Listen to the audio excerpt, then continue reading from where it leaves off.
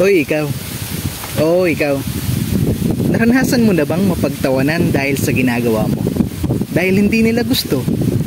Yung tipong hindi naman sila yung nagpapakain sa'yo pero pinipigilan kang gawin yung mga bagay na gusto mo. Hindi mo naman sila inaagrabyado. Hindi naman masama yung ginagawa mo. Wala ka namang inaapakang tao. Pero bakit kaya ganun, no? Kung magpapaapekto ka sigurado, talo ka. Kasi parang pinatunayan mo na rin na tama lahat yung sinasabi nila. Yung malupit pa nito, yung mga taong yun, kakilala mo pa.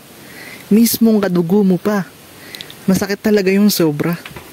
Ayos lang sana kung hindi mo kilala, maiintindihan mo pa, di ba? Oo, mahina ka pa talaga sa mga bagay na ginagawa mo sa ngayon. Kasi nga, nagsisimula ka pa lang. Wala namang magaling sa simula. Magiging magaling ka lang kung palagi mo na siyang ginagawa. At syempre, kailangan mo ng suporta mula sa kaibigan, kakilala, at syempre pinaka-importante sa lahat, yung pamilya. Pero di natin maiiwasan na yung iba ayaw talaga.